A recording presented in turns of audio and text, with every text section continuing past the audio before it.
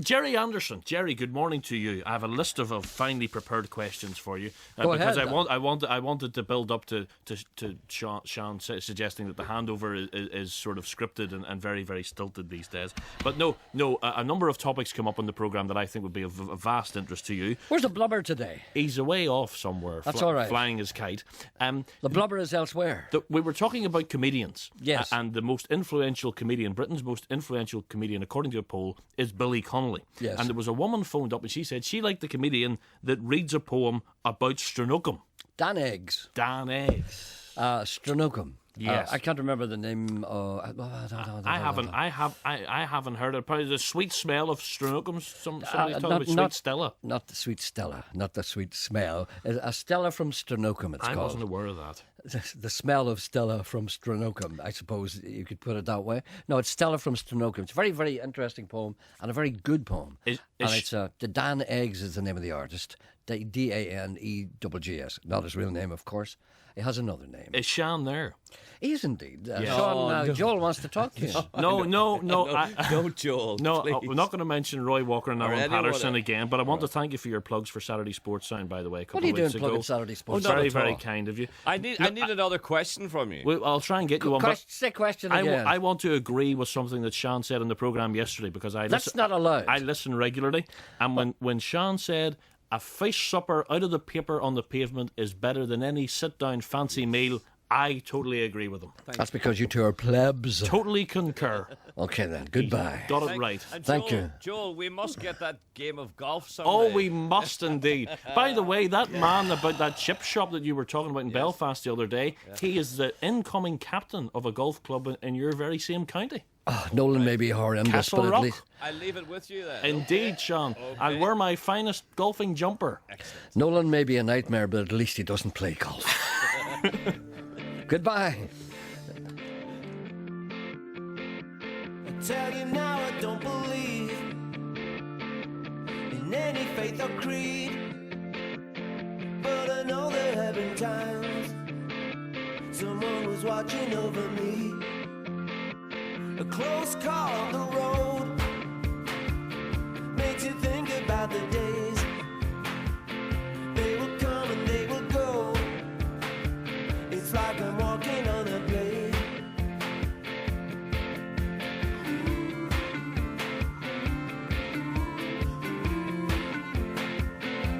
The strangest revelation flashed before my eyes. Now I'm lighter than the wind, lighter than a butterfly. And the rainbows will come and disappear. Where's the pot of gold? And the light in your head won't reappear if you don't let it show.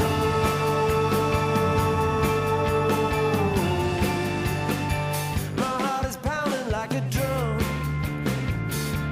I light a cigarette, helmet shaking in my hand. That was the closest yet. I always felt I had 9 lives, but I don't know which one I'm on. Like a gambler with the dice, will I shoot or will I run? And the rainbows will come and disappear. Where's the pot of gold? And the light in your head won't reappear unless I change the way I look at the world. Change the way I look at the world.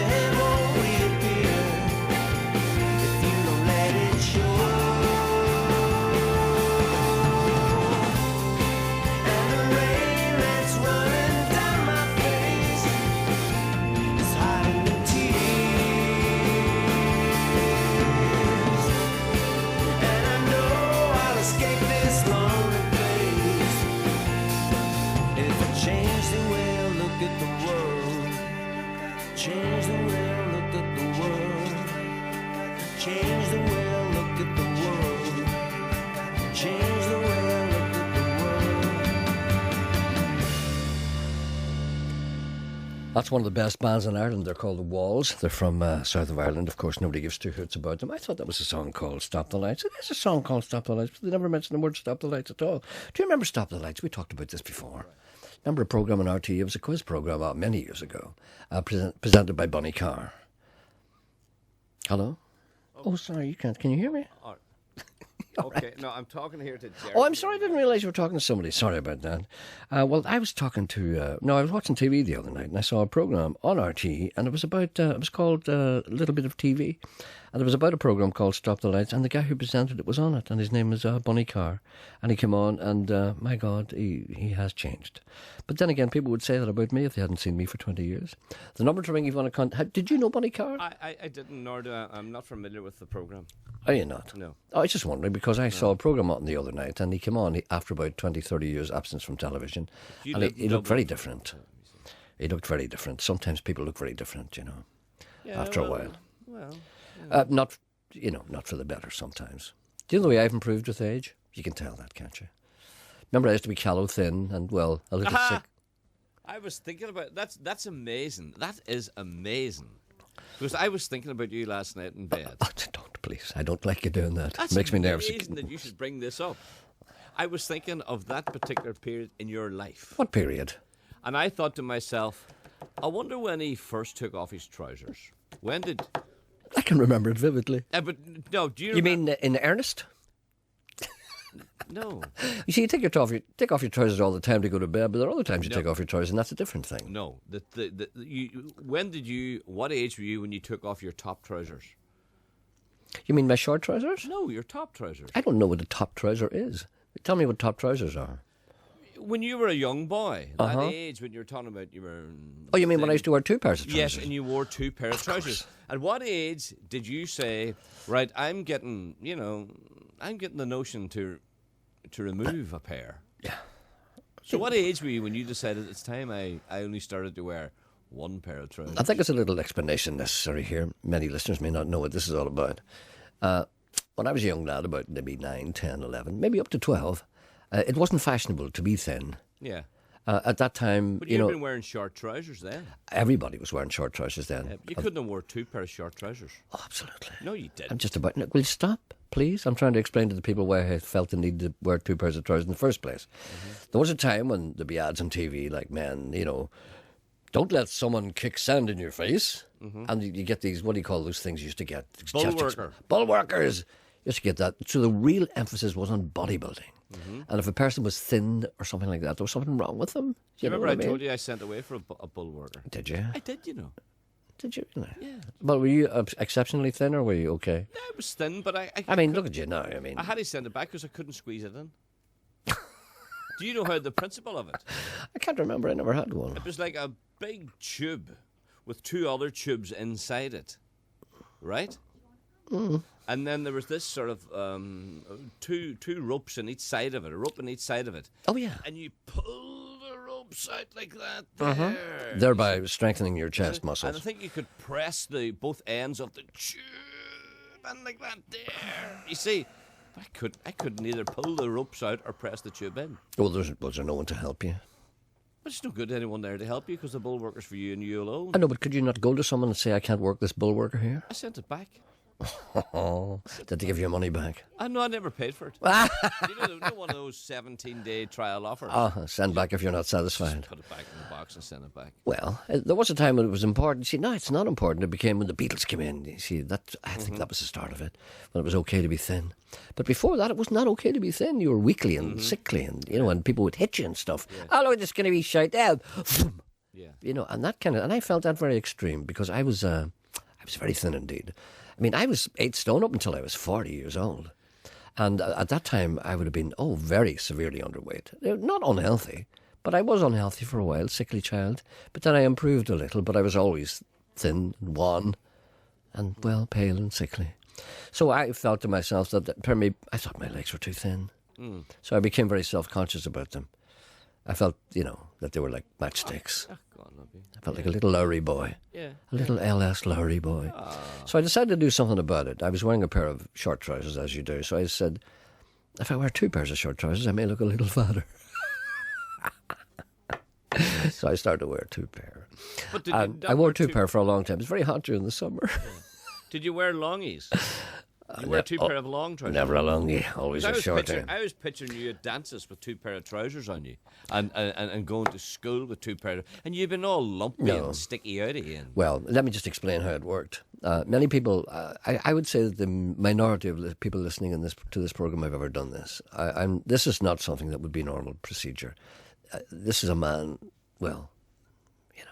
I can't see you wearing 2 pair of shorts. I'm going to explain it to you. I didn't wear 2 pairs of shorts. I wore a pair of underpants, right? Then I wore a pair of short trousers, and then I put a longer pair of short trousers over the top of that again. So therefore I'm wearing 3 pairs of trousers, really, basically. Yeah. But then came a time when I had to wear long trousers. Yeah. So what I did then was I had a pair of longer, shorter trousers underneath the long ones, and the underpants as well. So underpants, longer, short trousers, and long trousers. A hell in the summer. So a girl had very little chance with you. Well, You know what I mean? they didn't want to. They didn't go near me. No. No, I didn't bother about that kind of thing until I was well over 16, and by that time I was So wearing... when did you decide to take off? When did you get stirrings? You know what I mean? When did you... Stirrings? You mean like porridge in the morning? No, when did things start to happen to your little body? You mean Derry beating No, Glentoran? when did you start to notice the girls? You know me and Barbara Stanwyck. No, but it worked. You knew the opposite way. did You work. struck you with horror. It You turned discovered you that she off. had breasts. Yes, And yes. you rejected her. You didn't like her anyway. I was the opposite. When I discovered that, I kind of liked it. But is that when you took your trousers off? Right away. Immediately. Well, no. I took my trousers off when I heard Johnny Horton singing Running Bear. Johnny. Johnny. What do you call him? Preston. Okay, don't be such a pedant. What was his name? Johnny Preston. When I heard him singing Running Bear, I said, I better take these trousers off because that's what you do. You're running bear. Let's see now. You heard that? Wait a minute. That's 1962. 61. 61. Pedant. 15, 16. 51 years ago, you took your trousers off. I know I haven't put them back on since. I've never been happier. You know, I said to hell with it. I'm going to take my trousers off, and if they don't like it, to hell with them. And you know, nobody ever noticed. And nobody ever noticed that I was only wearing 1 pair of trousers. Nobody ever come up to me and said, "You never used to wear 3 pairs of trousers. I see you're only wearing 1 now." But you see, women were not concerned with me until, well, there's a conversation here that I hesitate to have. I can't tell you when I first became aware of the ways of love, and I don't want to talk about that. It was a traumatic. It involved. No, stop. I'm tempted to tell this story, but it's too unsavoury. No, don't then. No, I want to tell it, and I could nearly tell it, but I can't tell it properly because it would be too unsavoury. But I could tell it in a less unsavoury manner, but then it wouldn't be as good. No. I might make one up. Anyway, listen, good morning, everyone. Welcome to the programme. The number to ring if you want to contact this programme, if you are indeed wearing more than 3 pairs of trousers, we want to hear from you. 08459 do women wear 5 or 6 pairs of knickers? Do they? Do they? No, they don't. It's a man thing. Tom Raymond. He wasn't mentioned. Joel was talking about the favourite Ulster comedians. Tom Raymond. Whatever happened to Tom Raymond? I bet he's gone now. God love him. I used to be out in shows, and Tom Raymond would always be on them. A man was walking down Cliftonville Road the other day. I'm Tom Raymond. Tom Raymond had a sister. Had he? Yes, Tom Raymond had a sister that I think she was a singer. I'm Tom Raymond. Look, he's telling me, what's wrong with your microphone? I don't know. I'm not in charge of He's it. telling me to turn you up because we can't hear you. Now, yesterday they couldn't Who hear was me. Tom and Raymond's sister? Tom Raymond. Was it? Wasn't there? There was a comedian who may not be Tom Raymond, but there was a comedian in Northern Ireland who had a sister. Who was that? Ruby Murray. No, it wasn't Ruby Murray. I don't know. Don't ask me questions like that. I don't know. I mean, maybe Tom Raymond, God rest him, he's probably dead, but I hope he's not. But I imagine he would be. But maybe people would tell us if he had a sister, and if indeed his sister was a famous singer, which I doubt. Robert from Oma said that my levels are too low. Gerry's is okay. Turn up your levels. Get Ken in. But you see, it's no good getting Ken in because he doesn't do anything. The trouble... Excuse me, hear me look, do you hear that? Yeah. The trouble yesterday was I was fine. I was loud in my ears and you were low. But the opposite was happening outside. People couldn't hear me and you were booming out. And we can't have you booming out. Marjorie Ray. Marjorie Ray was Tom Raymond's... Tom Raymond's sister. Marjorie Ray. Yes, I was Tom right. Raymond's sister. Yes. Is that right? Yeah, there you are. See, there you go. Who's Marjorie Ray? Marjorie Ray was a singer. Of course she was. Yes.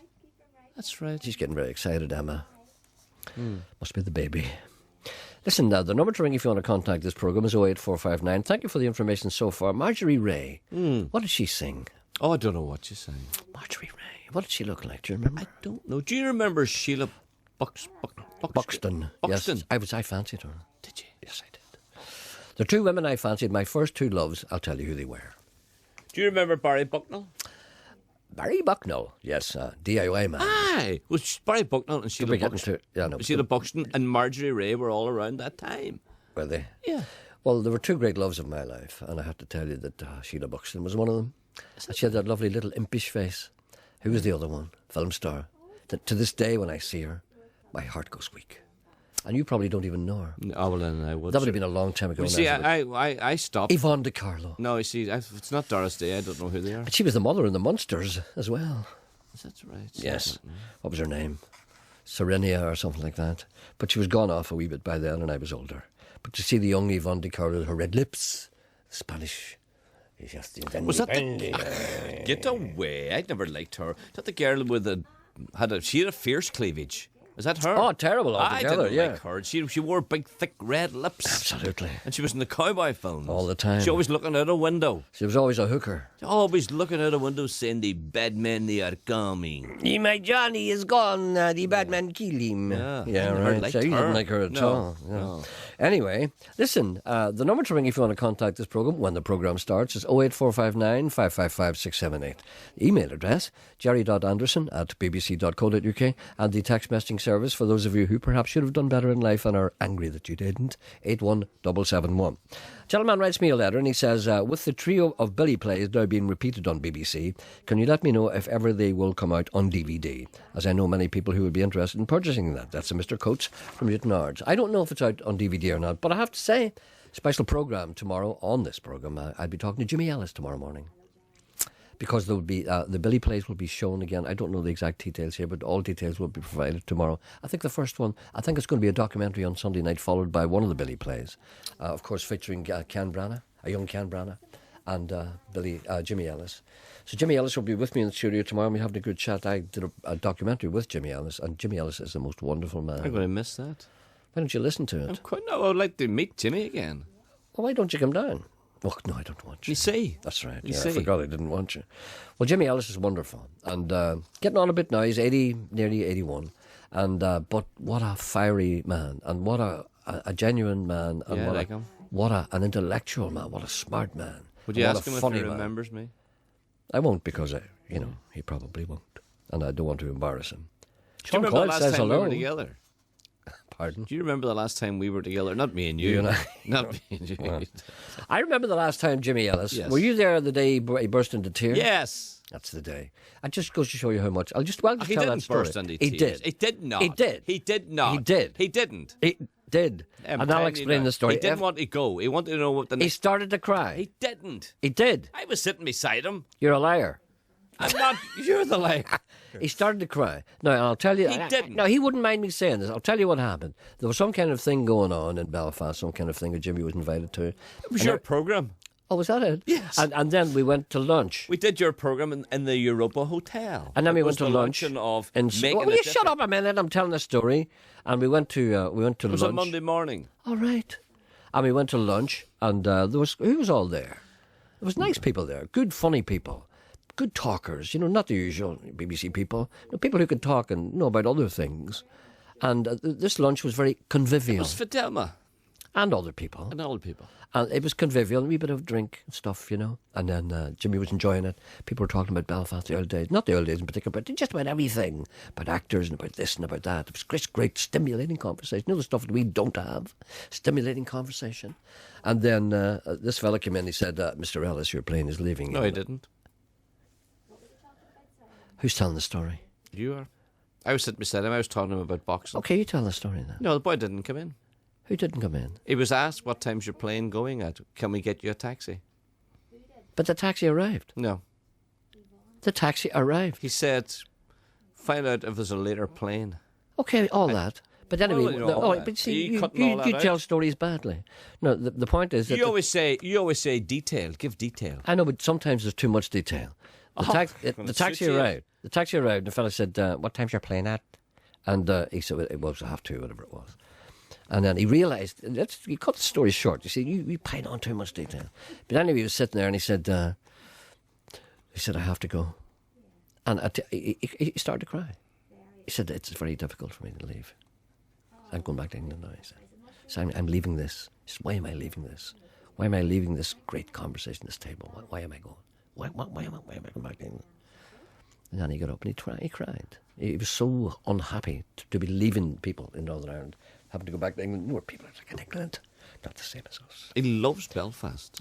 That's right. He cries when he loves leaves Belfast. it, and he'll be back. I think he's back today, and I'm really looking forward to seeing him tomorrow. And there's all kinds of. Well, I'll ask him what's going on tomorrow. So listen tomorrow I'll be talking between about 10:30 and about 11:15. Me?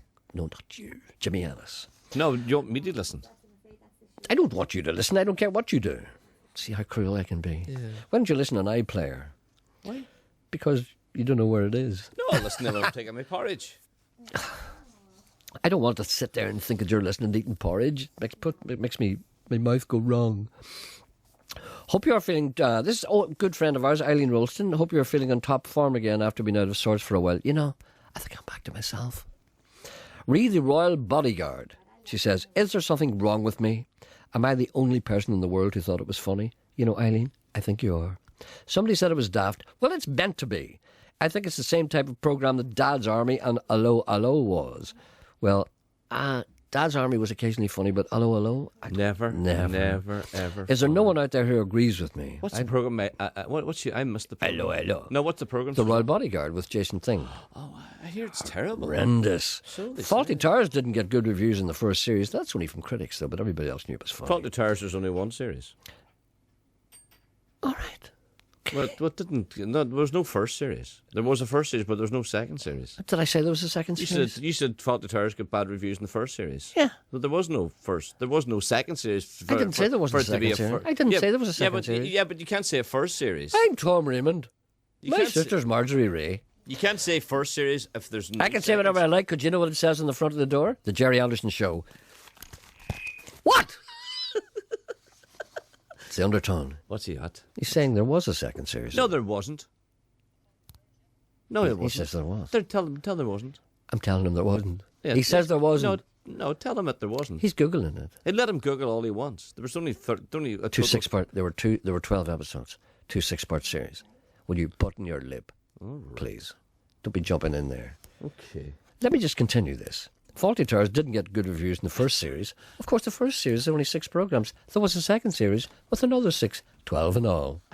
Maybe it will turn out to be a classic in years to come. Haven't heard you play Randy Newman in a long time. Can you find Feels Like Home in your box? Have you got that Randy Newman, Feels Like Home? I love that song. Have you got it in your jukebox when you finish biting your nails? I'm not biting my nails. What are you doing with your mouth? I've got a wart. Well, stop sucking it. Put your hand out of your mouth.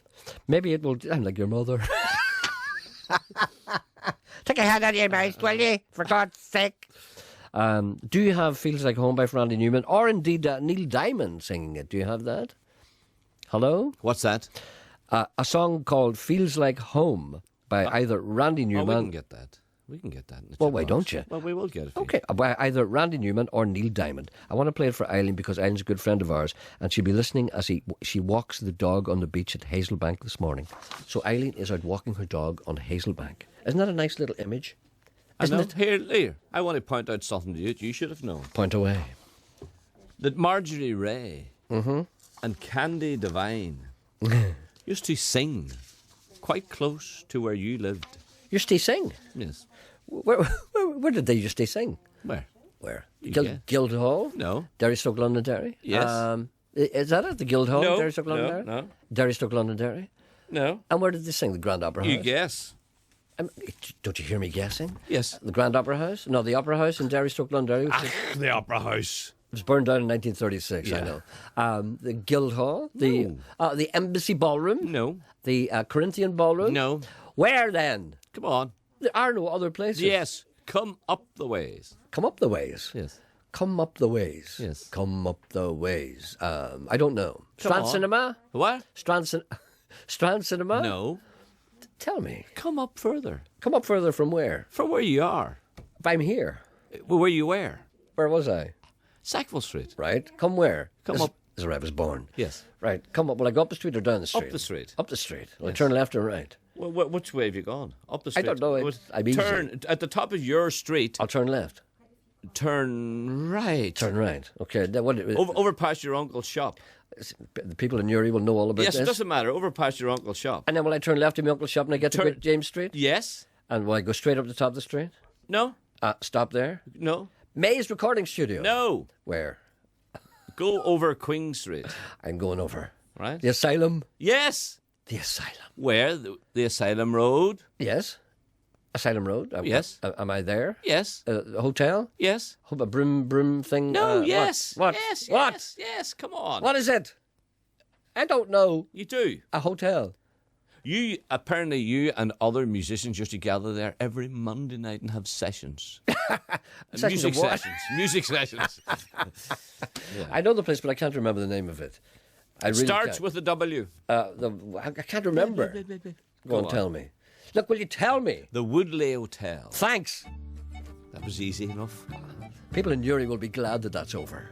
People in Enniskillen say, "Oh, the Woodley Hotel." Of course. called for People you? in Belfast, of course, the Woodley Hotel. Big roll or a Jaffa cake, give me a biscuit so that I can have some pleasure without thinking about the state of the world, the credit crunch, the kids, and me and you for a moment or two. I got a date with a fig roll or a Jaffa cake, give me a biscuit so that I can have some pleasure without thinking about the state of the world, the credit crunch, the kids, and me and you for a moment or two. Cocoon by a macaroon, picked up by a penguin. I really hope this tea brigade coming to an end soon. I feel like I'm under a doobie when I'm dunking and digestive, tipping the weight of the world off my shoulders with a biscuit. I really love the feeling of a Garibaldi in my guts. If I'm in a different mood, I like Boches for the nuts. Generally, Mercado and coconut cream. For someone you love, it's a biscuit lover's wet dream. I got a date with a fig roll or a Jaffa cake. Give me a biscuit so that I can have some pleasure without thinking about the state of the world, the credit crunch, the kids, and me and you for a moment or two.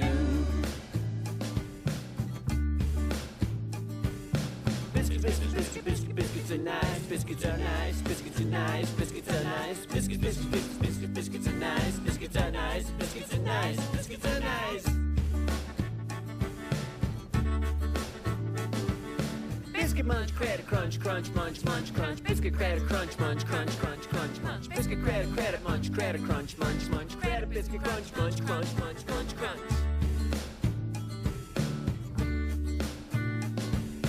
I got a date with a fig roll or a Jaffa cake. Give me a biscuit so that I can have some pleasure without thinking about the state of the world, the credit crunch, the kids, and me and you for a moment or two.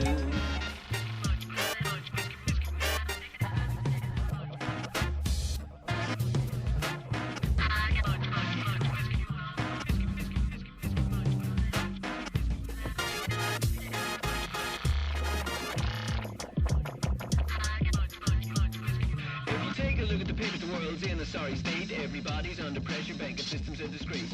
Corporate things have got us to the mess that we were in. When I need a break from thinking. 2 to 95 FM. and 1341 medium wave. This is BBC Radio Ulster. BBC News at 11 o'clock with Sabrina Sweeney. The authorities in Egypt have declared 3 days of national mourning for the victims of last night's football violence in Port Said, which left 74 people dead and hundreds injured. Fighting erupted when supporters of the local side rushed onto the pitch to celebrate victory over Egypt's top team Al Ahly. The pharmaceutical giant AstraZeneca, one of Britain's largest companies, has announced it's to cut 7,300 jobs worldwide by the end of 2014. It's thought about 300 will go in the UK. Here's our business correspondent, Jonty Bloom. This is the third round of job cuts from AstraZeneca in recent years and comes on top of almost 22,000 staff cuts since 2007.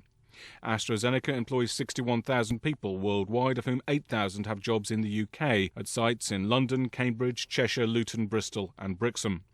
Although the company is not releasing any details of where the jobs will go, unions say that around 300 research jobs will be lost in Cheshire, with more backroom staff going in other parts of the UK. 2 women, both aged 20, are being questioned about the murder of a man near Cumber last month. Philip Strickland was shot dead as he sat in his car at Ballydrain Road last month. 7 people have already been charged in connection with the 36-year-old's murder. The police say they've uncovered a cannabis factory in East Belfast. A 47-year-old man was arrested at the house at Garnerville Grove, where the police say they found cannabis plants with an estimated value of £200,000 and cultivating equipment. This week's cold weather has now killed more than 110 people across Europe. Police in Poland say 9 people died last night as temperatures dipped to minus 32 degrees Celsius. In the Ukraine, thousands of people have been taking refuge in emergency shelters. Well, it's time now to get a sport update. Here's Thomas Kane. Tyrone GAA club Derry Tresk are set to appeal suspensions for 8 players, which would rule them out of next Sunday's All-Ireland Junior final at Croke Park. The club have also been fined €5,000 following the violence between opposing players during the semi-final with Kerry's Drum at Pierce's in Portlaoise on the 22nd of January. Drummond have also been fined €2,000. 3 of their players have been banned, 1 for 5 months. St Gall's manager Lenny Harbinson, who led his club to the only All-Ireland title in their history in 2010, has stepped down. Harbinson says he felt the role was no longer untenable for him. On day 1 of the Qatar Open, Michael Hoey is 2 under, Gareth Maben and Graham McDowell are both 1 over. In snooker, Mark Allen is 4-2 down to Tom Ford in the German Masters. And finally, legendary boxing trainer Angelo Dundee has died at the age of 90. He trained 15 world champions, but is best known for his work with Muhammad Ali, helping him become the first fighter to win the heavyweight title 3 times. And now the weather forecast with Cecilia Daly. Very cold today, with frost slowly lifting and temperatures eventually rising above freezing. It will be dry and bright with a good deal of sunshine and just a few patches of cloud in the east. Once again, temperatures will struggle, remaining well below average, just 3 or 4 Celsius, and the chilly breeze from the east will persist. Tonight, temperatures will drop quickly, another sharp frost with lows of -3 or -4, especially in the east. BBC News. BBC Radio Ulster. Travel news. The A1 has been fully reopened heading south of the Banbridge Road Dromore after a lorry on fire this morning. Motorists travelling on the M1 between Uri and Dublin should be aware that a low-flying aircraft collecting data may be distracting between Junction 8 at Drogheda South and Junction 19 at Ravensdale, and that's from 11 a.m. until 4 p.m. each day until Saturday. And finally, public transport and train services between Lisburn and Portadown are being disrupted because of a problem at a level crossing.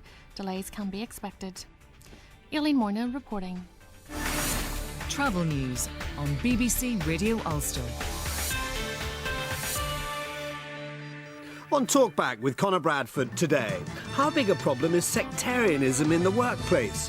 We've seen a recent payout of £60,000 because of it. If you saw someone being abused, what would you do? What should you do? Also, £4 million on spin doctors at Stormont. Money well spent? What do you think? And all right, Princess, Sharon's coming back to EastEnders. Old soap stars going back to a square on the street. Does it ever work? Also today, do you know what a coatamundi is? It's a beast that's roaming the fields of Fermanagh. No need for alarm though, it's being caught. All that and more on Talkback at 12. You know, I can't get over that. Coronation Street, I watched it the other night. There's a suit comes on impersonating Robert Vaughan, and it looks like the person who used to be in the Magnificent Seven. It's not right, someone out of the Magnificent Seven being on Coronation Street. I think the whole world has gone shattered. What's he doing? He's the boyfriend. He met somebody, some character, on a cruise. So he's come to meet her, and she's playing the banjo. And it's very, very odd indeed. Tom Raymond used to lead the community singing at international matches at Windsor Park in the 50s and 60s. Did you know that? I didn't. Tom Raymond. Marjorie Ray, who lived in Gainsborough Drive, close to Alexander Park, was his sister and was a leading female comedienne of the time through the 60s. Another brother was George Reynolds, who compared many local variety shows in church halls and Orange halls. Now, ladies and gentlemen. Here's one for you before Yes. you go. Yes. It says here, who was Audley Patterson's? Whose sister was Audley Patterson? I don't know. Whose sister was Audley Patterson? Floyd Patterson. No, I don't know. I really don't know. It's good. It's good. It's good, but it's not right. It's good, but it's not right. Maybe perhaps you could get who she was. Did you see? Have you ever seen Roy Walker? I came across a thing the other night. It was a kind of like Come Dine With Me. Have you ever seen that? Come Dine With Me. I saw Roy Walker doing Come Dine With Me once. He does the commentary.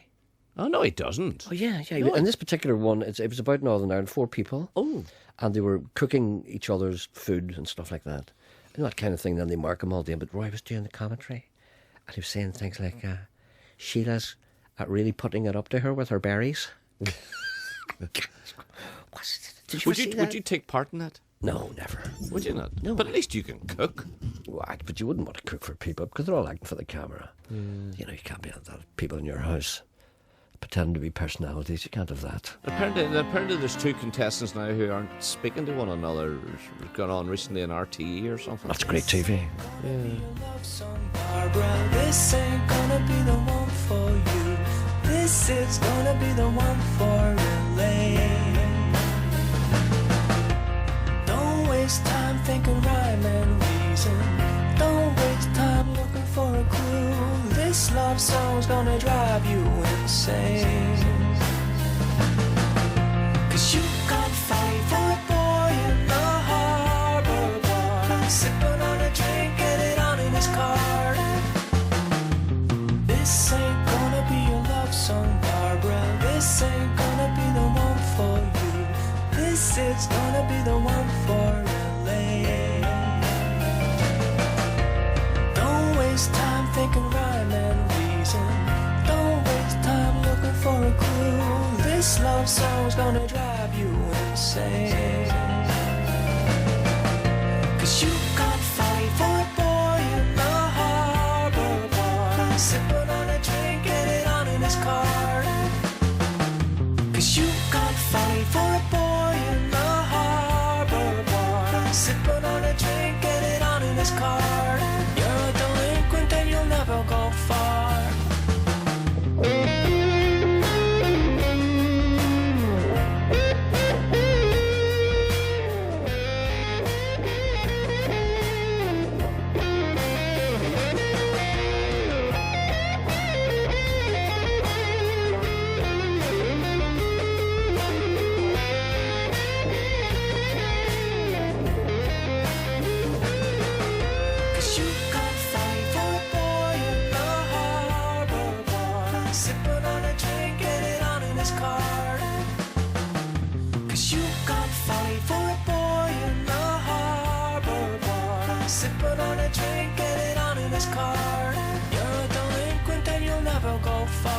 Sipping on a drink, get it on in his car.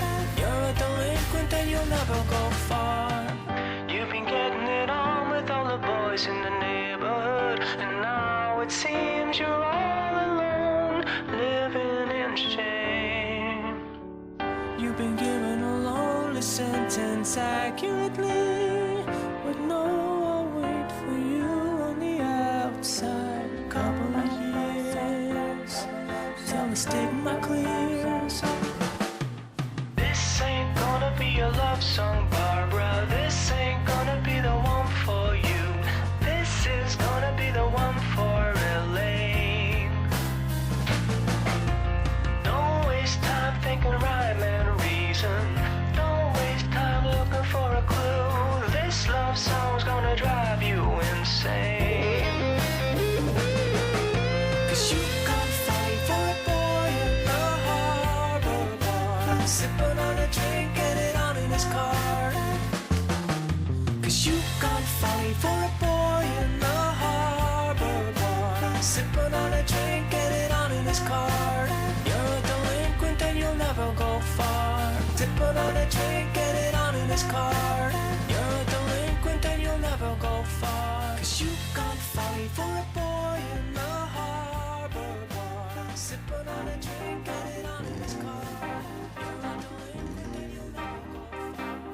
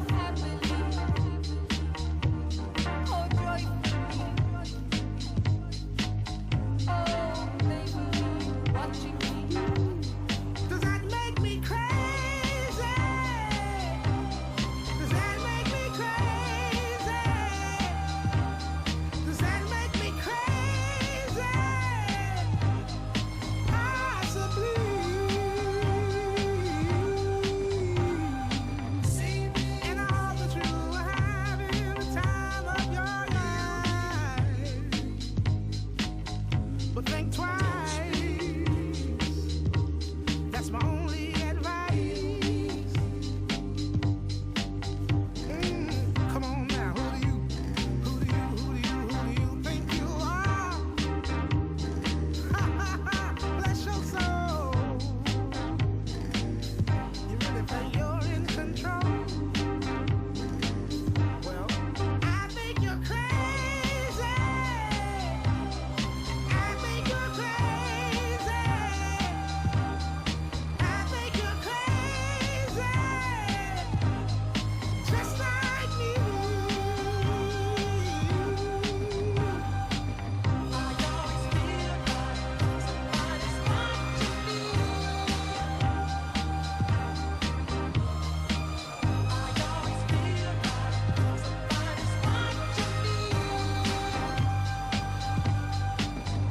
When they send me away, teach me how to be sensible, logical, oh, responsible, practical. When they show me a world, I could be so dependable, oh, clinical.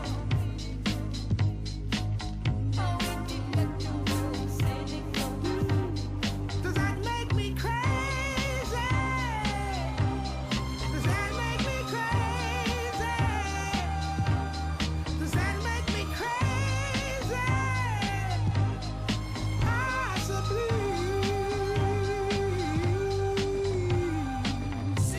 My heroes had the heart to lose their lives out on a limb. And all I remember is thinking, I wanna be like them. Ever since I was little, it looked like fun. And there's no coincidence I've come. And I can die when I'm done. But maybe I'm crazy.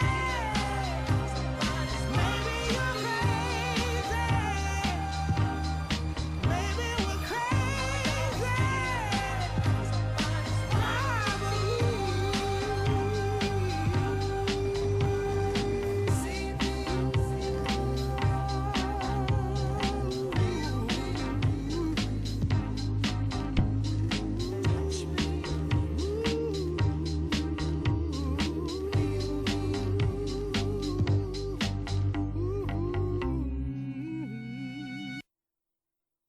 That's a bit of Bowdlerized Supertramp, and before that we had Owen O'Callaghan, otherwise known as Best Boy Group, a song called Barbara. Look here, this is it. Just killed it off, so it did. They just finished it. What killed what off? Hmm? What killed what off? I was telling Emma about Angelo Dundee. Angelo Dundee, who regrettably died Yes. last night or yesterday. Yeah, was that it? yeah, What was he? Was he 90? 90. He was Cassius Clay's, Muhammad Ali's trainer from the very start until from beginning of his second professional fight. Yeah, but when Cassius Clay, the story I was telling her, when Cassius Clay changed his name, and the American press and the media were going after him and saying, "Why you change your name?" And it was Why you change your name? It was this Muslim thing. They didn't like it. You see, they course really didn't like it. And what's No. all this? And so they had Angelo Dundee one day. He was either on television or he was giving an interview anyway. And they said to Angelo Dundee, "What's your opinion on this guy changing his name? Mm-hmm. I mean, why would a man change his name?" Mm-hmm. And Angelo Dundee says, "Well, I changed mine." He Mm-hmm. didn't know. He's not Angelo Dundee. Uh-huh. And he says, "Do you want to talk to me about why I changed my name?" He says, why are you all interested in this guy? People change their name all the time. I changed mine. Why are you not asking me why I changed mine? That was the end of the interview. So they didn't tell him what his name was? His name, yeah. I told him But what that's his what people want to hear. What was Angelo Dundee's real name? I can't remember. You see, you told the story and you don't I know. I knew you were going to ask me that. You wee. Stop it. Here's something that... Go and look up Angelo Dundee's real name, please. Yeah, apparently our levels are great today. Emma's coming across loud and clear. There's a girl waiting to talk to you since 10:30. Good morning. Good morning, Gerry. I'm sorry for keeping you waiting. I had stuff to say. You're all right. Morning, Sean. You two should be married. You bicker that much with No each other. thanks. Marina. No, thanks. Angelo Marina. Marina? Marina. That's much better than Angela Dundee. Wouldn't he call Angela himself Angela Marina. Edinburgh or something like that? Angela Speaking Marina. of Edinburgh, sure, the Battenbergs, Mr. and Mrs. Battenberg, changed their name to Mr. and Mrs. Windsor. They didn't like being called after a cake. Yes? Sorry. Angelo Marina. Angela Marina. Marina. That sounds very Italian. M-E-R-E-N-A. Yeah, he was. Dundee. But, Crocodile Dundee. Why did he call himself that? Anyway, never mind that. Good morning. Sorry about that, love. We're ruminating here. As cows do. What can we do for you today? Good morning, Gerry. Good morning. Last week, my name's Audrey, by the way. Audrey, yes. And I'm a member of Belfast Jazz Orchestra. And last week I was talking to Sean. You're a saxophone player. I am. How Yes. did you know that? I must have heard Did he that. tell you? No, I must have heard that. A baritone saxophone player. Even worse. Baritone saxophone is a very difficult instrument. You need to have a fair pair of lungs, like Barbara Stanwyck, to play the baritone saxophone. It requires a lot of wind. It does. You must have a fair set of lungs on you. Fair set of lungs on me, boy. Right, go ahead. Never mind that. I'm phoning back just because we've been inundated with replies to my call of help. Well, what were you looking for? I can't remember now what it is. I remember you talking, but I can't remember what you wanted. We were coming to the end of Your natural lives? Absolutely. Well, you haven't seen the band, have you? Sorry, folks. No, our time was up where we were, and it was. What do you mean? Where you were rehearsing? Where we were rehearsing, Yes. a few things, few committees and whatnot had fallen apart, and there was no bar, so that's a no-no. That's a no-no for a big band. So we were looking for somewhere else to go, and amongst us all, we couldn't really think or find anywhere to go, and I took it upon myself to phone Sean. Yes. So after Sean put it out on air, we got loads and loads of phone calls. Now, I'm just phoning to say we've been really lucky, and for probably the foreseeable future, we are now in Shorts Recreation Club. Oh, what a great place. There's a bar there. There is. There's a big bar there. I would say And so. it's a big stage, and even better, there's a big dance floor, because we are a big band. You remember the big band era, I'm sure. Of course I do. I'm too young, of course. For sure. But it holds probably about 200 plus, people. So we are there, and we have our first gig there this coming Monday. So not only are you rehearsing there, you're putting on gigs there. Yeah, we put on a gig the first Monday of every month, and for the foreseeable future, we're going to be in Shorts Recreation Club, which is very handy to get to. 366 Hollywood Road, which is just a stone's throw past Ashfield Girls' School, maybe on the Hollywood Road. Easy parking, easy access. I often sit outside there, yes. Do you? Why? Stop. Go ahead. Don't go there. Anyway, that's where we are. So I was just phoning to say we have been sorted. Yes. And I will eventually get round to phoning everyone that rang in and, offered their support and their interest in what we were doing, because there was a lot of people who phoned and said, we've never heard of you, and because we put flyers out. We're on Facebook if anybody wants to look us up. We do the gig the first Monday of every month, and it would be just lovely to see that dance floor full of people. What are you going to... Is the first Monday of the month this Monday? It is, the 6th of February. So people... Half past 8. 8:30 in the Shorts Recreation Club, which is where 3-something Hollywood Road. 366 Hollywood Road, yeah, from 8:30 to 11. And you can have a wee swally. You can have a wee swally, have a wee cup of tea, even if you don't want a wee swally. And a bit of dancing about and all that. How many's in the band, if you don't mind me asking you? We're a big band, so we're an 18-piece band. We have a female singer called Caroline, and our musical director is Ken Jordan. Amazing. So, and Sean, didn't you offer last week to come down with your trombone? Yes, along with Mr. Anderson and his bass. Yes. Oh, really? Yeah. You're very welcome. We'd be absolutely marvellous. We'd be like a fox in the hen house. But one of the things that you'd be familiar with Ivy Benson. I'm not of that era. No, but you would have heard of her. I'm not saying you're as old as Ivy Benson. Ivy Benson had an all-girl band. And there's old footage. It's on YouTube. Do you ever watch that? You should go on YouTube and have a look at that. No. Oh, some wonderful stuff on that. The best thing I've ever seen on YouTube was, when you look around you and you go to concerts and you see people dancing, You know, and you see all the latest technology and you say that's great, but you don't know what dancing is. I remember looking back, there was a movie called Stormy Weather. And the Nicholas, I think it was the early 40s or maybe late 30s. And two guys called the Nicholas brothers, two black dancers. They did a routine. And I just have never, ever seen anything like that. Anybody who wants to check it out, check out the Nicholas brothers, Stormy Weather. Stormy what Weather. What sort of dancing did they do, Gerry? It's just out of this world. Just check it. Just Really? basically a cabaret kind of a Did they thing. do tap? Oh, tap and everything. There's Do you the remember jump. the Clark brothers? Pardon? Do you remember the Clark brothers? No. Let's end that conversation. That's the end of that. The Nicholas brothers, they were the best. Fred Astaire said that they were the best dancers in the whole world, and he should know. And Oh, well, he was very good. And Bojangles is on that. Did you ever check that out? All those great dancers and all the big bands. You know, Artie Shaw, Ivy Benson, all girl band. I love all that stuff, particularly Count played Basie, all Duke that- Ellington. I went to see all that Duke. kind of music. I went to see Duke Ellington one time. Did you? Yes, I did, and I'll never forget it as long as I live. It was in the Sure. it was in the Free Trade they're Hall in fantastic. Manchester. They are Right. fantastic. And I was We're only looking about- at them. Sorry. I'm Who are sorry you for looking at? Sorry for interrupting you, Mr. Anderson. Emma and I are looking at the two brothers. The who did you say the Martin brothers? Who were Nicholas- they? The Nicholas. brothers. We're looking at them dancing now. Yeah. Wow. Oh, you're saying wow again? I know. Stop it. And Anyway, they've got I, tails. They were they weren't tails, yeah. tucks and tails. What do you see what they do at the end? I know. I'm familiar with this routine. Oh, you're familiar with this routine? Uh-huh. I went to see Duke Ellington, and I went to the door. It was the Manchester Free Trade Hall. At that time, he didn't know how things worked. And the fellow said, "Oh, I'm sorry, we're sold out." And I said, "Oh," he said, "you should have booked." I said, "I'll tell you what," he said, "there's a reduced seating area."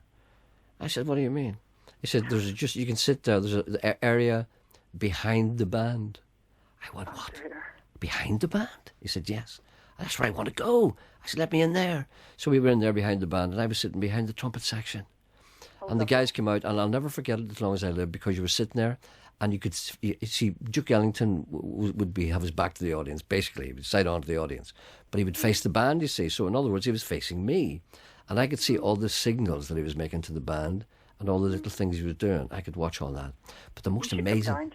The most amazing thing, can I just say this to you? The most amazing thing, I'll never forget this as long as I live, when the band came on, I got this smell. And I never really forgot the smell, but I was to encounter it many times again. It was the first time I ever smelled it. It was the smell of a mixture of marijuana and whiskey. Oh, dear goodness. Not many people smell that. It's a New Orleans smell. You don't get it in Stronocum, but you get it in New Orleans, and you get it where all black musicians and white musicians congregate. It's the greatest smell in the world: Scotch whiskey and marijuana. Not that I suggest that people take either. Anyway, next Monday night in Shorts Recreation Club. That's right, yes. Big band. What's your band called? It's Belfast Jazz Orchestra. Belfast Jazz Orchestra. All women? Oh, no, excuse me. Caroline is our female singer, and I am the only female player. Oh, all men apart from that? All men apart from that. Excuse me, I got the impression it was all women. That's what I was talking about, Ivy Benson. Not at all. Because no, she was I'm an not all-girl saying band. No. All right, then. So what's Jerry, the tariff? How much is it to get in? It's a fiver. So that's nothing. From 8:30 to 11. That's So, nothing. I mean, that's not bad. Sure. You'd spend that in the bus getting there. I know. All right, then. Well, thank you very much. And you'd like to thank all the people who contacted you? I would love to thank. It was just unbelievable how many people phoned, and I promise I will get round to phoning everyone personally. Okay. But it's just been so much. Good girl. I just wanted to phone and say where we were. Okay. And everybody, including yourselves, are very welcome to come down and enjoy a good night out. All right, then. Okay, thanks very much. See you later. All right, Gerry. Bye-bye. Bye. Now, here's the show I was talking about. There's another wee call. Here's the show I was talking about. I was watching an it amazing routine. on Tuesday night. On Tuesday night, I'm surprised. I watched this. I thought it was a repeat, but it's not a repeat apparently, or maybe it is. I don't know. I'm surprised that you have not mentioned the BBC Two programme show last Tuesday called Stuffed. It's a Northern Ireland cookery show, and the narrator is Roy Walker. He is trying to speak a little posh. It's on for the next 7 weeks. Sean, you have to watch that. No, you really have to watch that. You tell me the time. Why don't you just look in the paper? No, you tell me the time. I don't know the time. What day is it on? Tuesday, it said. Tuesday. time. On Tuesday night. Around about, I'd say about kind of 7:30, 8 o'clock, that I type of play thing. snooker on Tuesday night. iPlayer. You can watch any program you want 7 days after it's been. You have to learn how to do it. iPlayer. I'll show you how to do it. Watch that. You have to watch that. And we have to do that. You have to be a Roy Walker saying, she's coming in now with her dessert. I thought it was quite funny, you know. Yes. I really did think it was funny. And I'm surprised it does. But Stuffed, it's called. It's an online production. No, it's good. Well, it's not good. It's a lot of crap, basically. But, you know, it's what people want. That's people sitting going, I love your... Is it on BBC? It says here, BBC Two started last Tuesday night. It says here. This could be wrong. It's an online cookery show narrated by Roy Walker. Tell me this. Rich. Now you're there. I'm always here. No, but is the man with the houses still there? Lawrence Welland Boland? The big cardboard cutout boy, yeah. Yeah, and I think he's packed up his tent and moved on. I don't know. You just don't know if these things are on or not. That's from James in Northdown. Thank you very much, James. So check that, and we'll do a version of it here. Right. Eh? Well, I'll cook stuff. I'll cook stuff for Ken. Oh, by the way, I don't normally... Can we not look at it now? Look at what? You can look at it now if you want. I don't want to. Well, why don't you look at it when it's on? You can look at. You can go up the stairs after this program and watch last Tuesday's episode. So I'll do it for you. I'll find it for you. Right. I don't normally read out internal memos in BBC Radio, but I'm reading this one. Alan's on too, by the way. This is an internal memo. You've got this. You probably haven't read it yet. Not. I'll read it. This is what it says. The fridge is out of action. Yeah. Ken is investigating it.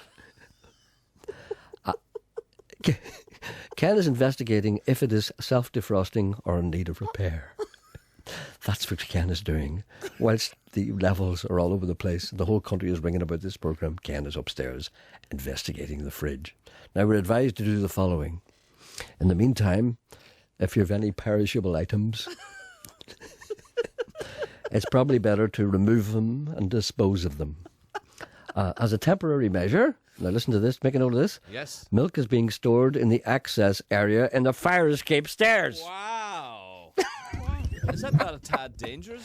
Well, you see, if this place goes on fire and we have to access the stairs and we fall over pints of milk, yes. You know, whose fault is that?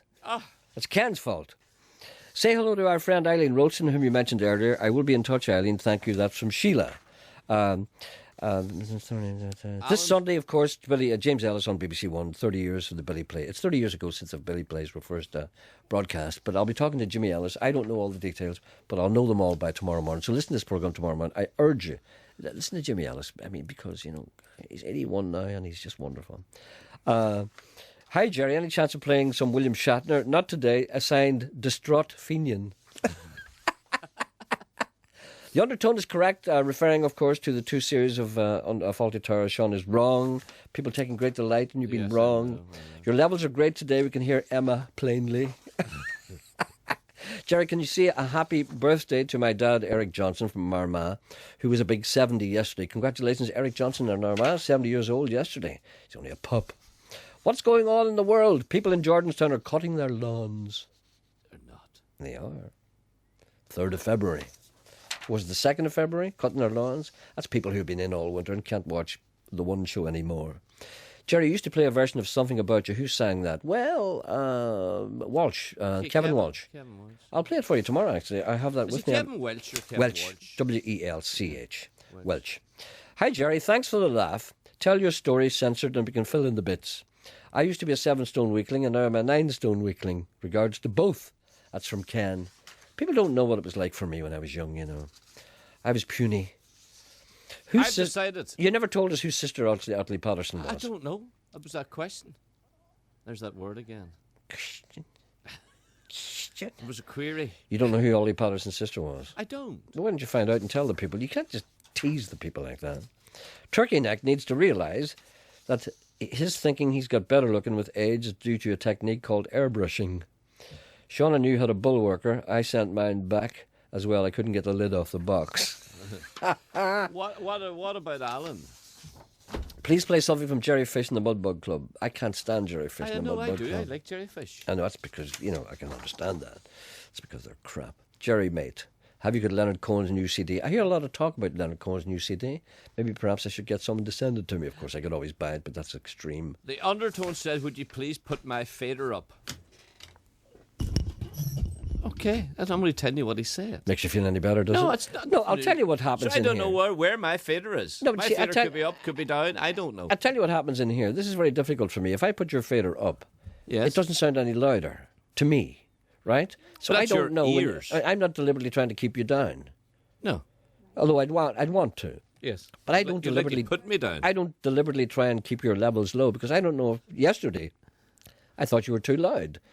And no, I thought I was too loud yesterday and they couldn't hear me at all. All they heard was you booming out. Is Emma laughing? I like it that she laughs. What is Talk to Jimmy Ellis tomorrow morning about his boxing memories, please. No, I'm not going to please do that, because Jimmy Ellis loves talking about boxing. No, he doesn't. He does. Who's on the phone here? Alan. Where? 2. I can hardly stretch over that far. It's a big effort for me. Hello, good morning, thank you. Good morning, and thanks to Sean for giving me a bit of a plug there. Gerry, can you hear me? Yes. Right, I'll tell you what it is. My grandson's doing a wee project or writing about somebody called the Big Bopper. Ah, I know the Big Bopper. What can you tell me about, or what should I ring you after the show? Chantilly lace and a pretty face. Well, what's the rest of that? Ponytail hanging down, a wiggle and a walk, a giggle when she walks. Makes the world go round. Nothing in the world like a big-eyed girl. Make me act so funny. Make me spend my money. Make me feel real loose like a long-necked goose. Ah, baby, that's what I like. It's something the lad can put on paper. What? It's something the lads can put on paper. Write it down. Now, will I ring you after the show, or can you tell me over there? You can Google him now. Google it, sure. You, Gerry Anderson. Why can't he Google it? I can't Google. He can't Google. Well, if there's a 5-year-old child somewhere there who'll do it for you. I'm not being silly now. Why don't you do it there? Just so we. Because I know. What does he want to know? There's not a lot to be told about the Big Bopper. I know everything about the Big Bopper. I was in. Right. What age was he when he died in the plane crash? Not old. What age was he? I don't know. What was his real name? I don't know. Right. What? Who died with him? Ricky Valance. Buddy Holly. But yes. Billy Holly. So I was in the airport that they left from. They went. This is very odd. I remember going to a place in Ohio called Brit. Go on, Google him when you're there. Please. Can't you hear me telling a story? Can't you hear me telling a story? If you Google him while you're talking to Alan, you could tell Alan a few bits and pieces about Do you think I can Google and talk at the same time? Well, am I a multitasker? I went to a place. I was going to a place called Brit, Ohio. I had to fly into an airport in Iowa called Mason City, right? Mm-hmm. And I went into Mason City, and the plane was delayed somewhat, so I had a couple of hours to spare. Mm-hmm. And Mason City is only a small airport; it's near the town. So I went out, and I saw the statue, and I looked at the statue, and I realised that the statue was of a man called Meredith Willson, the man who wrote The Music Man. 76 trombones. You got trouble right here in River City. That rhymes with P. You could have Googled. Stop it. Anyway, and then I discovered that Mason City was the model for River City. We got trouble right here in River City. That starts with T and that rhymes with P and that stands for pool.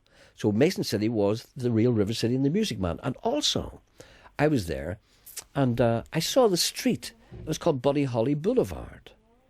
And I remember going into the airport and I'm talking to a guy and I said, listen, why is that street called Buddy Holly Boulevard? I said, Buddy Holly, what's got to do with Buddy Holly? It's Ricky Valance I'm thinking about here. So Sean explained to him. Yeah, but... Sean, tell him. No, you see, Alan, he wants to talk. Do you understand? Tell him how it works. When you come on and bring up a subject, he doesn't listen to you. Mm-hmm. He then takes over. That's the way it is. And then tell him I come back to him in the end. And he'll come back to you in the end. 'Cause I'm not finished. Tell him I'm not finished yet. So we're trying to Google in the meantime, Alan. All right. Mm-hmm. So Mason City was the airport from that Buddy Holly left from with the Big Bopper and they died. So that's it. Anyway, I'm back to you now. Yes, what can we do for you? What can you tell him about the Big Bopper? I just told him everything about him. Right. Have you Googled him there? No, I haven't Googled him. Well, why haven't you Googled? You're sitting there scratching your arse. Why didn't you do it? I'm sitting talking here. Gentlemen, please. Is Emma doing it? No. What is Emma doing? Emma is on the phone. Is she doing her nails? Is she? Well, why did you Google? You're good. You're not on the phone. You're just sitting there looking at me. Why didn't you Google? Google the Big Bopper. Well, how long will you be there? How long will I be here? I'll be able to be here for a long time. Huh? I'll fit to be able to be here for a long time. How long will you be there? I'll talk to this man until you Google it. But I don't really want to. No, but I know there's many things you don't want to do, but you have to do it because the Emma, BBC. Could you Google a big bopper? Google the Big Bopper. Yeah. What? Right. Get Alan to ask questions now. No, I'll sing him the Chantilly What's Lace his again. real name? His real name was. Chantilly Lace and a pretty face and a ponytail hanging Can you hear me? down. What? Sean? A wiggle and a walk and a wiggle when she Giles talks. Perry Richardson Jr. That's no name at all. Giles Perry Richardson. It's hard to say. Richardson Jr. Or known affectionately as JP. Anything else? What age was he? JP. It was called JP Richardson. That sounds like a factory in Belfast. What age is he? JP Richardson was the Big Bopper. His age was 37. I'll guess. Born in 1930.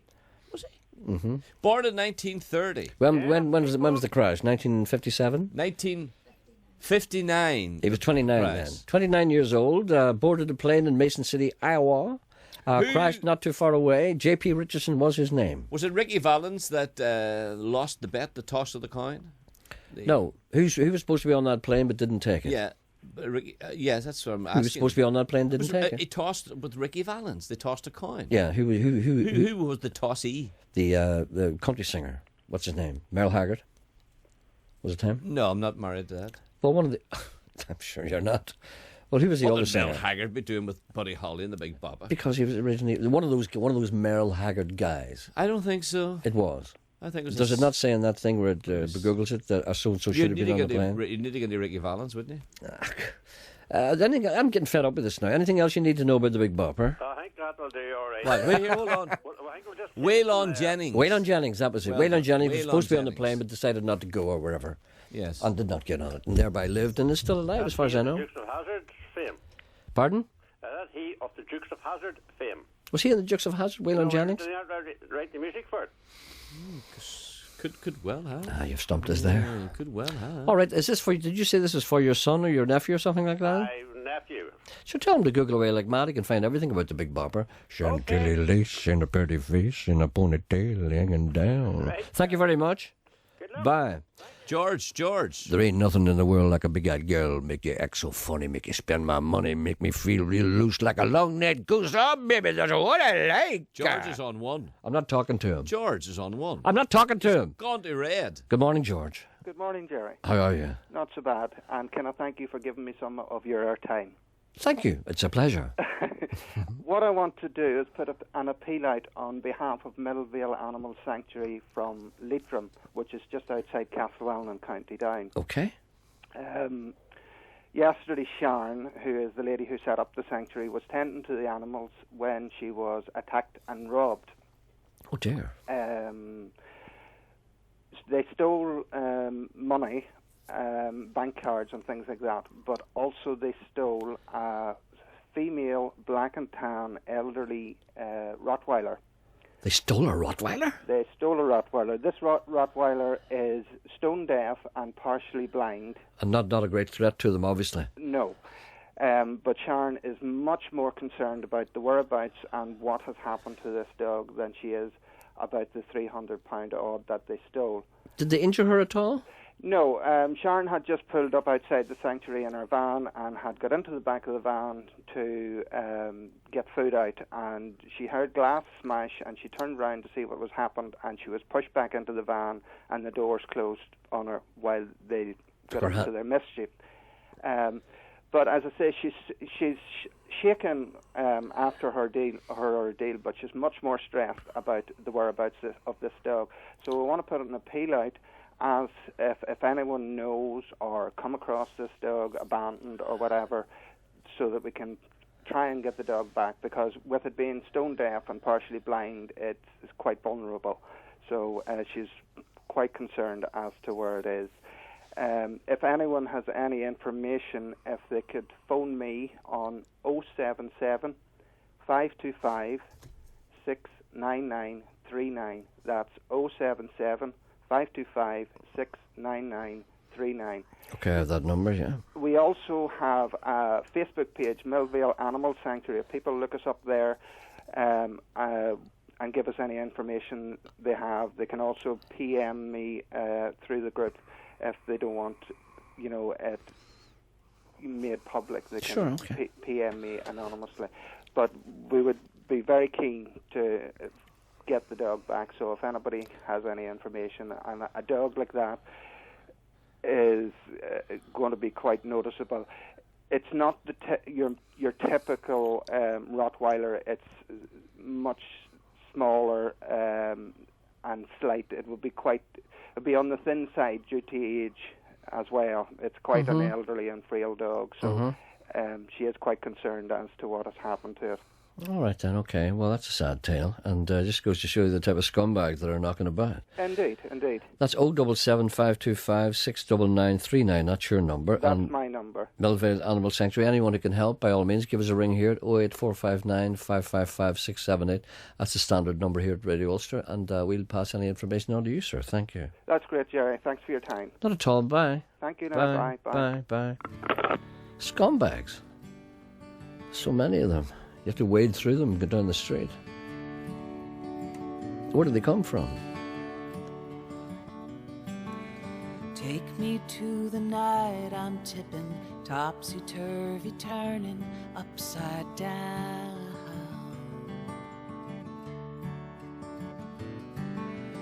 Hold me tight and whisper what you wish, for there is no one here around.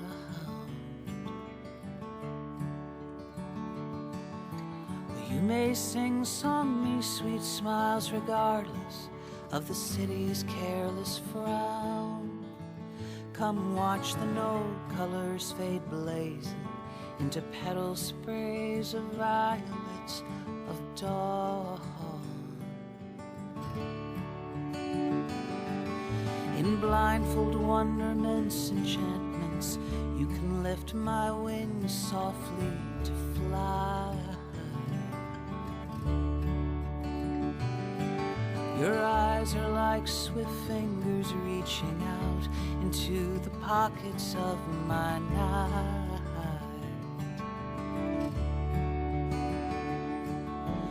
Whirling, twirling, puppy warm before the flashing cloaks of darkness gone.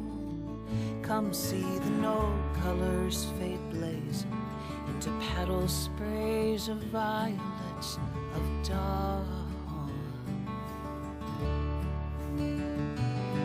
Some Prince Charming I'll be on 2 white steeds to bring you dappled diamond crowns and climb your tower, sleeping beauty, for you ever know I've left the ground.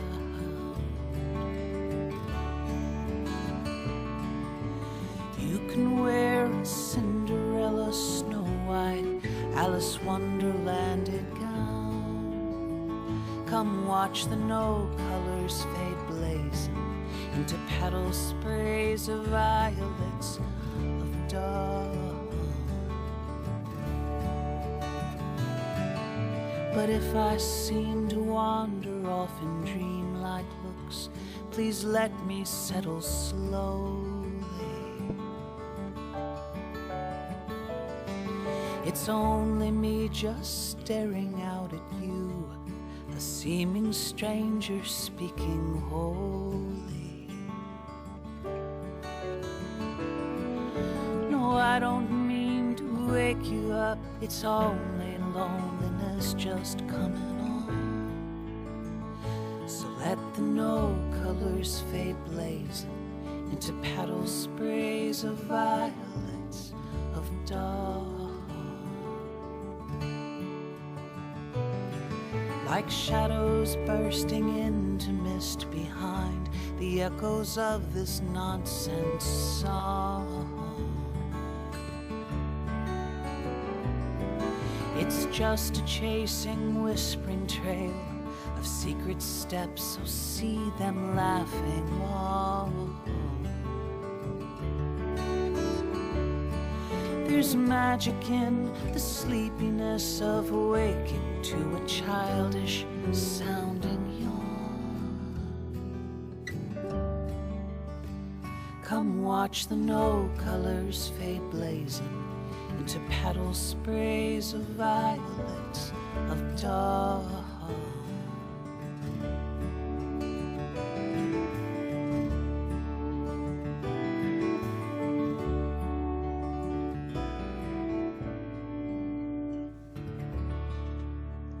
Isn't that great? That's Mary Chapin Carpenter, who listens to this programme. If you're listening to Mary, good morning.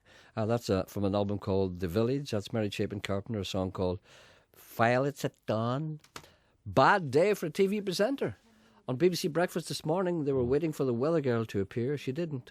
There was a long silence as everyone looked on at a load of plants in Kew Gardens where she was supposed to be. Then the male presenter, Charlie State. Did you ever see Charlie State? No. By Breakfast? He's quite good. Yeah. He announced, maybe she'll suddenly jump out of the fauna. He meant flora, of course. Yeah. And, but first mistake. A while later, they showed a clip of some action film, and they said they'd be talking to some actor in it. Whilst showing the clip, Charlie opened his mouth and he said, there he is, giving Denzel Washington a black eye. That's a bad morning for him, isn't it? A bad morning for him, I'll tell you. And the lady wants to know... Apparently, Waylon Jennings gave his seat up. Yes. He wasn't a tossee. A tossee? Yeah. No, I know. It was Waylon Jennings said to the big bopper, he says, you've got the flu, you take my seat and I'll take hang the around. seat and And get all the clean guy and who it's flipped the swinging coin down. with Ricky Valens was Buddy Holly's guitar player, a guy called Tommy Alsop. You take the seat Waylon and Jennings it's played and you fly in in- the air and they're going down and they're scratching the ground. They all be killed. Dick, that the world goes round and round. Pardon? Waylon Jennings was in Buddy Holly's band. Yes, he was. I didn't know that. You see, there are things out there that we know nothing about. No, there's a Hi, recall. Gerry and Sean, says Mary. You both sound in fine fettle. I was wondering if anyone could enlighten me about... Do you ever hear of the Derry Flappers? No. Did you? No. Slappers, maybe? No. No, Flappers. Flappers. Apparently it was in the 20s, and I'm imagining it would be something like the Charleston Dancers. And apparently there were a group of people from here called the Derry Flappers. They probably dance troupe or something like that way back in the years gone by. I don't know. It can't be got on an iPlayer. What cannot be got on iPlayer? Your stuffed program. Why not? I don't know. A man phoned in there and he was listening to this and he went on iPlayer and said there's some other program on his place apparently. Really? Yeah. Sometimes you can't get everything. Yeah. But why don't you watch it next Tuesday night? It'll be a great exercise for you. I'll try and bet you I can get it. I work for the BBC. Mama never told me there'd be days like this, says Martin. I have tickets, but I can't go to Van the Man's great show. I think he's on this Friday night. Please let me know. Anyone who'd like to go, there's a man with a couple of tickets. There's a mobile number. Do you know what Van should do? No. See, Van Morrison's a genius, of course. And, Yeah. But you never know when he's going to be a genius. Do you know what I What mean? age is Van, tell me? He's, Van would be 68, 69. He's not 70, but not a kick in the arse away from it. Right. I'll never see it myself. Yeah. But it's he's around about 68 or 69. Now I tire of telling you. I mean, I've seen Van so many times, but the last time I saw him, he was fantastic in the Albert Hall doing Yeah, After you were Weeks. saying that. Yeah. Just wonderful. But when you look at him and you sit there, why don't you do that? I think Van, whenever he's a concert, he should let people know if he's going to be trying or not. I'll be in a minute. Can I ask you something now? Yes. He should let the people know. February the 3rd. I won't be trying that. Maybe I'll be trying the 4th. I may have said this to you before, asked you this before. I Yes, don't know. yeah. But I want to ask you now, honestly and seriously. Yeah. Georgie Fame. Georgie Fame. I get the impression, watching Georgie Fame playing with Van Morrison, that Georgie Fame is petrified of Van Morrison. They all are. Would that be a fair... Absolutely, they all are terrified. Because I told you what happened. I was You sitting... see the fear in Georgie Fame's... Yeah, no, but see, Van, God love him, is a hard taskmaster. And Georgie Fame's right up there. Isn't Georgie Fame not a great pianist, great jazz See, man? but if Geordie signs up for a tour with Van, there's a lot of money involved in that, and he doesn't want to mess it up. You know what I mean? Because he's not a millionaire. Anyway, He it's must be. Georgie Fame, probably not. No. Get yourself. As a matter of fact, I had no great stories about Georgie Fame. I had little dealings with him, and he's a very nice guy. He got Is very he? angry with a person who was very close to Van at one stage for a reason which I cannot mention. Right. And I was in the middle of it. It was very funny. Anyway, He has to be a very wealthy man. No, he's not really. At that time. Why do you say that? Because I know he's not. Because he got very But sure, upset. he had a lot of hits on his hands. He had one hit. What? Yeah, yeah. Every every morning. He didn't even write that. Bonnie and Clyde? He didn't Bonnie write and that. Clyde got Didn't to write be that the- either. But he had a hit. It had. I know. But see, the money I is when you know. write them. I know that. The money is when you Sitting write. in He the only. park. Sitting in the park. I don't think he wrote that. He may have written Bonnie and Clyde. It may have. It may be. But the see, Bonnie and writer Clyde's of not Sitting- one of those things that make Yeah, him money all the but time. Sitting in the Park's a classic. I don't think he wrote that either. Well, I've only pointed. You said he hadn't many hits. So But the point is, if you have a hit and you didn't write it, you don't make money from it. It's only when you write it you make money from it. Continual money. You coming still at you. make money. No, you don't. You make money at the time. You but don't make as much money as the writer. No, you yes. stop making money if you have a hit, and you stop Yes. making money when it stops being a hit. But you still you must get airplay. No, but you don't get anything really. You tiny things. You get if you write it, you get lots of airplay money. Should look at the under. Tony's worth a fortune. Actually, he He spends can't it even all. write his name. He spends it all in drugs. I know. But Anyway, never mind. Stop talking about his habits. there's a call. No, I'm not taking it. What I want to say is this. I want to finish what we're talking about Emer. because I want to finish what we're talking about. I was in the front row watching Van and the band. I was actually at the side. The Albert Hall. There's a seat you can get at the side. You're practically in the band. Now the band were terrified when Van was playing. The first half he was all right. You know, he was warming up just a wee bit. But then the second half he did his Astral Week thing, and then as he did each number, he got more animated and excited, and he started to turn around the band going, "Come on!" Hot like that. And they hesitated to let themselves go because they were afraid to do the wrong thing. And they were terrified to let themselves go. And by the end of the concert, they had all let themselves go. And you could see that this was a great liberation, apparently. But I know why that was. Because that was the first time Van had ever performed Astral Weeks in Britain, ever.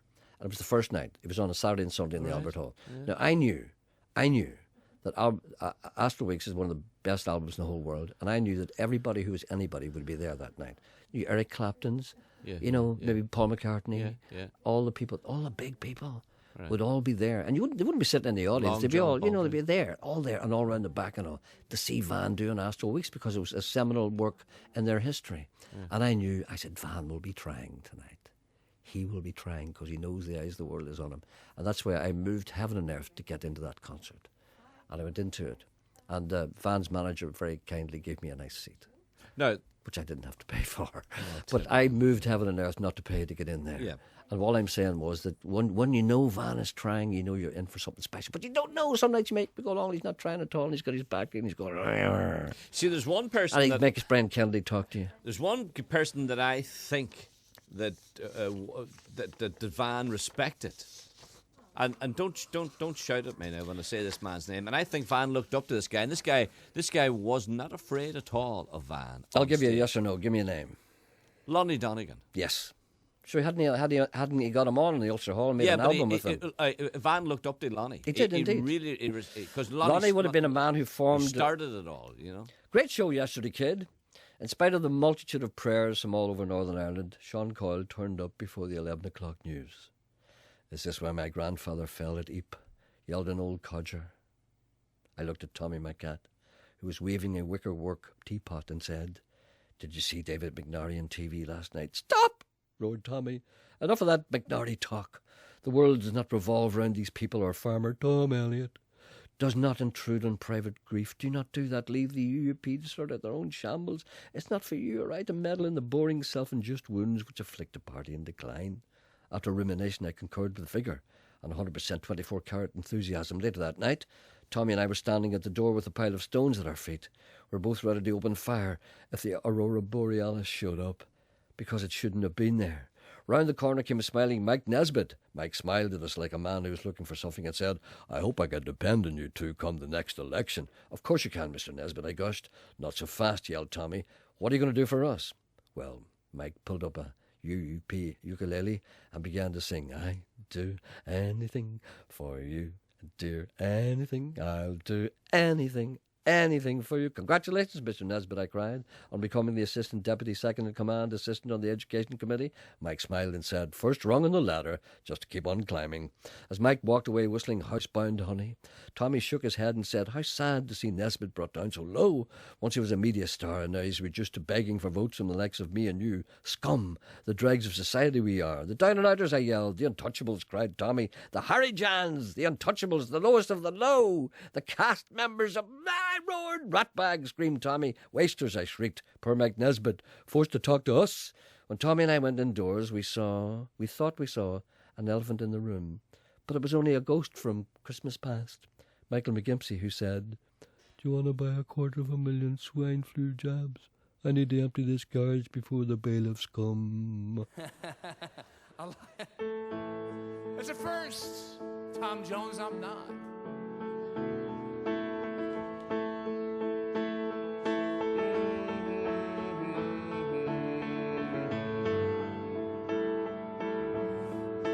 Come and talk of all the things we did today.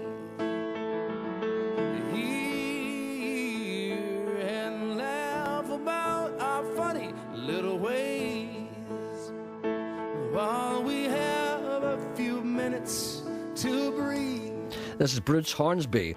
Darling, be home soon. We'll be back tomorrow at the same time with Jimmy Ellis. And a very fine band called No Picture Policy. Forgot about them. Very, very important. Young band of great talent. Oh, my darling, be home soon. Well, it's not just these few hours that I've been waiting since you toddled. A man says, can you please do something? You've got an exalted position and a special place in the BBC. Can you do something about the BBC reporting to police busting drug dens and brothels? We need to find out where they are before this happens.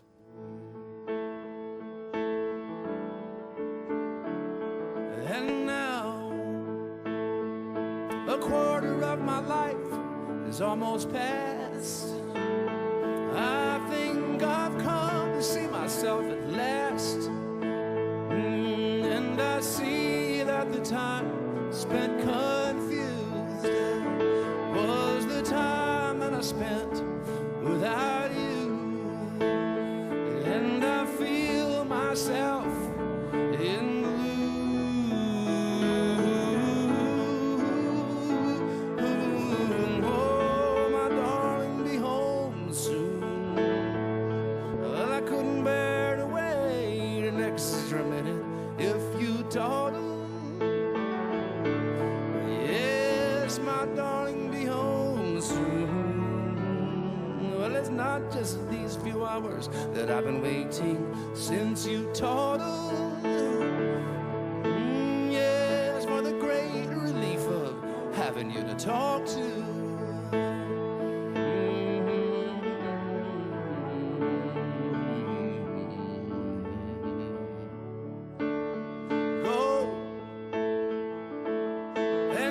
Your crazy head against the sky.